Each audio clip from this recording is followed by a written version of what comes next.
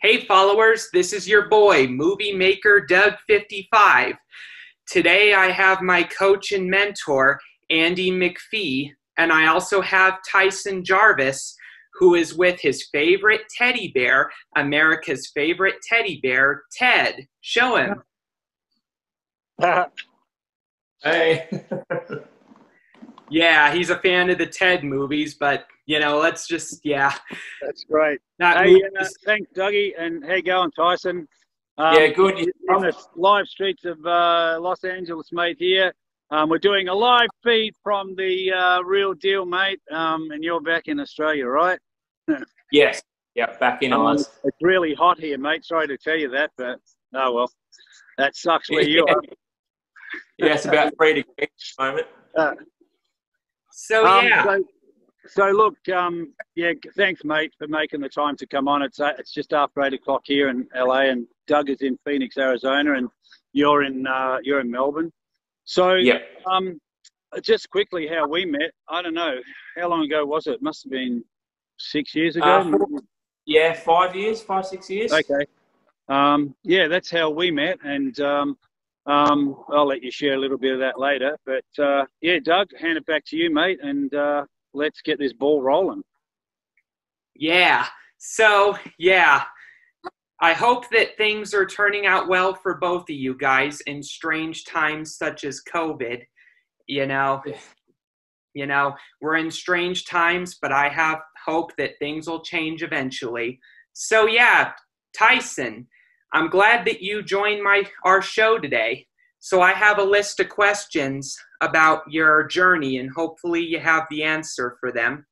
So what are you doing today, these days? Well, so at the start of the year, I was really busy. I had about 4 or 5 projects on the go at once, and then obviously COVID happened and basically shut everything down. So I decided to make an isolation film. I have a green screen studio in my house, and I got the idea, and I have 52 actors from around the world, and they're all filming their own scenes, and we're putting together. We're in post-production at the moment, so that's kept me really busy. And I'm fortunate, I've been working at a factory as well, making cream as well, so I've been pretty busy actually. Yeah, that's pretty interesting. So I'm holding things well during times as this. I'm doing this with Andy McPhee. It's a joint series, and I'm enjoying every bit of it, So what happened exactly that turned your world upside down? Wow. So going back 5 years before I met Andy, do you mean? Yeah, I think so, yeah. Yeah. So 2016, I was doing really well. I was in really good physical shape and mental shape as well. I was getting a lot of roles. I think I did 6 or 7 movie roles in 2016. And then me and my partner, we split. It was a really bad breakup. And then I went off the rails with my bad diet, bad mental health, bad physical health. I think I put on 20 kilos in about, 12 weeks maybe. And then my acting and that suffered as well. And basically everything suffered.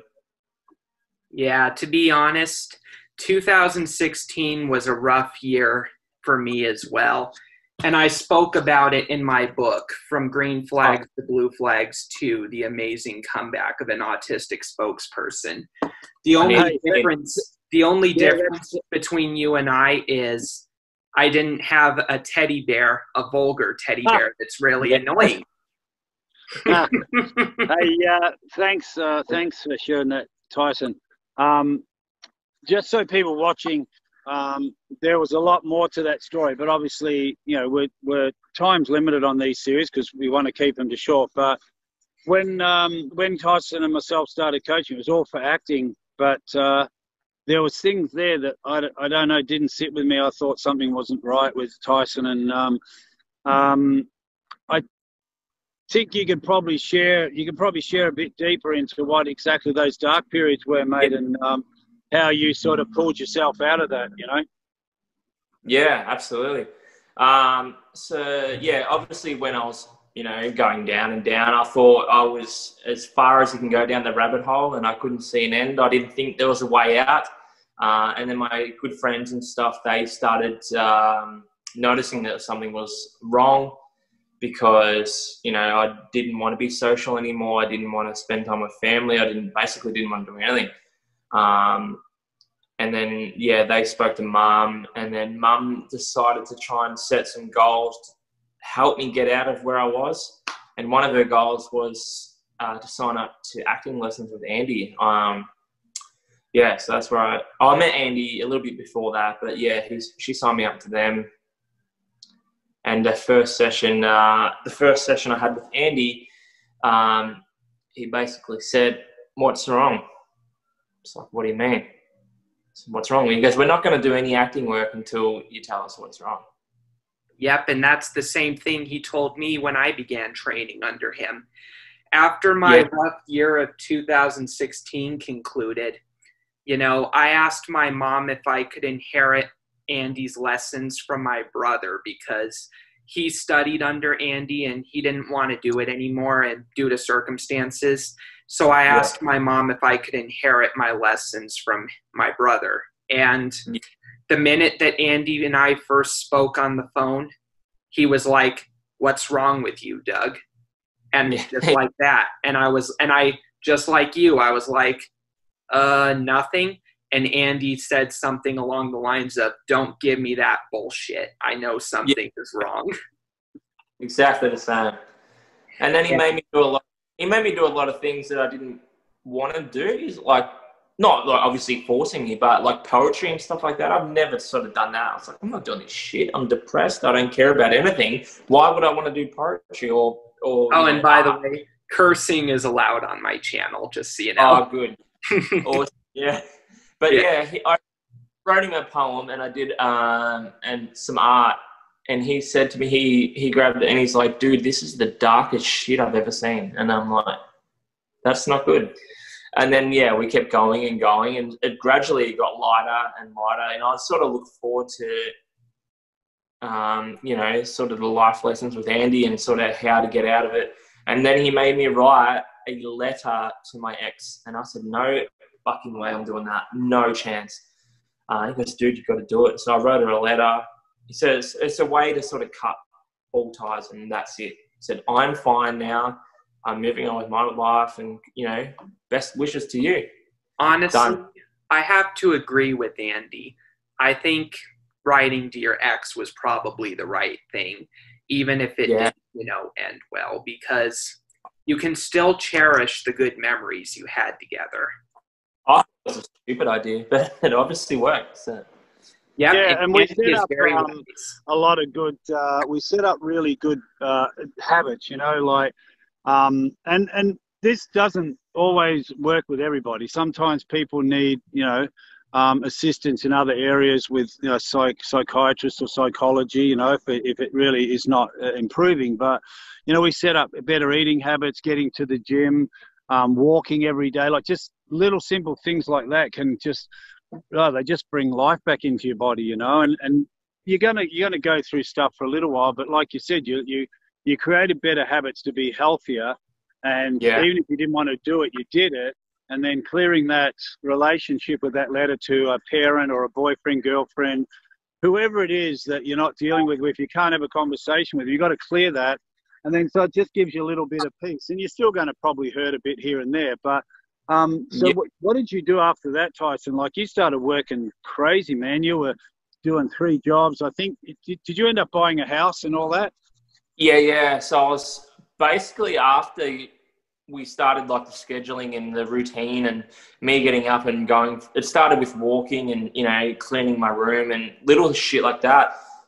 Started going to the gym, and then because I started cooking in a restaurant, I started making cream in a factory, and I was working at the post office, and I was doing my acting as well, a couple sort of different roles. And my goal was to build a house. So now I have a house. I have a fiance. I'm getting married next year. Right. That's great. And honestly, oh, sorry, Doug, go on. I'm doing similar things that you're doing. I'm at the gym training, I'm bodybuilding, and I gave up my longtime addiction to soda this year. Yeah, awesome. It just changes everything around when you do that. Like, Yeah, absolutely. Tyson, what advice can you give to people? And remember, this is not a blanket thing. Some people have to take other steps, but if it's, just what you were dealing with and other people dealing financially with things, you can move on beyond those things, but you've got to get the right support and the right help to help you see through that, So what advice would you give someone who's dealing with sort of similar things to what you dealt with, and it could be any area of their life, that just, what actions were really powerful for you to take to help you move on, and how hard was it for you to do that? So obviously, the right support. Like you showed me the door, and obviously you said that I have to walk through the door myself. And it was hard. Like 2 years, I think I struggled for 2 or 3 years of being overweight, and I couldn't get rid of the weight, and I just couldn't move on. You showed me the door, like with writing the letter saying, letting go of everything. And then putting action back in the gym. When I started to look better and feel, I felt better about myself. I was more confident. I was healthier. I could work harder. I could work 100 hours a week because I was so healthy and strong and fit and mental as well. And then obviously, once you're working out every day, you feel that you can walk out and you can conquer the world. Yeah, that's very impressive, man. Doug's doing the same thing. Doug's relentless in his work. Like, he was writing long before I met him, but when I saw what his passion was, we just stuck with that. We just coach on getting his writing better and building his social media up, and doing the things that he loves. And he gets up every day, and now he's making money off Amazon. Like, he doesn't fit into the workforce. He doesn't find that comfortable, and it's a struggle. So he's found another way to earn an income and a career. And over the next few years, I'm sure that he'll be making, a good income from his, being an author and selling his books. And Andy and next year, I plan to write a follow-up biography to this one with the same title. And I have plans for Andy McPhee to write the foreword for it. And it's going to document more of my professional comeback and how You want me to write something? I can tell you what to do. It doesn't mean I can do it. And like you've taught me to think outside the box. Like, I had 4 movie roles at the start of the year. Then COVID started. And I'm thinking, fuck, what am I going to do now? And then, like, if you look here in the corner of my room, I have a green screen studio. Yeah. Where I can film my own shit. I've got my gym here, all my cardio equipment. I've got my cinema. I'm thinking outside the box, shit like that. That's cool, man. Like, that is such a testimony to people who on this series make choices out of their challenges to move forward. And like, you've created everything that you didn't have for what you love, like your fitness, your health, your movies. You've got it all in your home, and you've made it work with COVID. Like, that's insane. Same as what Doug's doing. He's doing everything at home with his writing. So, you've made it work instead of sitting there and going, oh, well, what am I going to do now? That's amazing. Next is get that vulgar teddy bear out of your life. Write a letter to it, mate. Write a letter to the teddy bear. Yeah, and explain you're too vulgar for me. I don't like movies. They got Back to the Future up there. That's funny. So Tyson, like, that's great, man. Like, it's that was really cool story, and to see where you are now is amazing. And just between you and me and everyone else that's watching, I had that little part in your film that you did with people from all over the world, and that was fun, And now through other things you're doing, I've met another guy in Sydney who called me the other day and said, Andy, I'd really like you in my film. I'll bring you out to Australia next year. But he's also been watching the series, and now he's buying Doug's books on Amazon. So, see, that's the great part about it. When you share things, everything goes around, it helps everybody, Absolutely, yeah. Yeah, that's amazing, man. What's your, just quickly before we finish up, what's your plans for the future, now? So we're getting married next year. So that's like, which is awesome, exciting. I've got my house already. And just keep working on the films and sort of pursuing and doing, getting bigger budgets and sort of expanding the films that we're making. And because we started really small, and we made that first feature where you did a cameo for us for nothing, basically. And now we're sort of making 10 grand and blah, blah, bigger and bigger, more crew. That's cool, man. And what advice would you give to actors? Like, not everyone's going to be able to do, 3 jobs a week and all that. But be honest with actors, man. When you start off, there's times where I've had to do other things on the side, like people are kidding themselves if they think everyone's just going to get in this business, you're going to be working all the time. It's a very small percentage. So what advice would you give to actors when they're starting out in this business to set themselves up with a lot of integrity around what they want to do for their career? Yeah. What I've found, like, when I first started acting with my, I sort of went through that first period, nobody would give you an opportunity because you don't have any experience and stuff like that. And then obviously doing it yourself, getting a camera, getting a couple of mates, making a short film, and then networking and meeting other people, then like, how I met you, and it just keeps expanding and expanding. And you can make bigger things and Yeah. So that's great. That's cool, mate. And sometimes you're going to have to work different jobs, but if you have part-time jobs that you love and you can do it, then you're going to create the career that you want. But you just got to keep at it. You've got to be relentless, Yeah. Yeah, well done, mate. And thanks for sharing that. I mean, that's really powerful to where you are now and what you've set up in your home. It's amazing, really, really is. So, well, Dougie, I'll leave it to you, mate. You can sign us off. And if you've got any further questions, just throw them. I have more of a comment. Tyson, you should check out my YouTube channel. At the moment, my most popular video is my interview with the producer of The Prince of Egypt. Oh, awesome. Yeah, I'll have to look that up. Yep, Movie Maker Doug 55.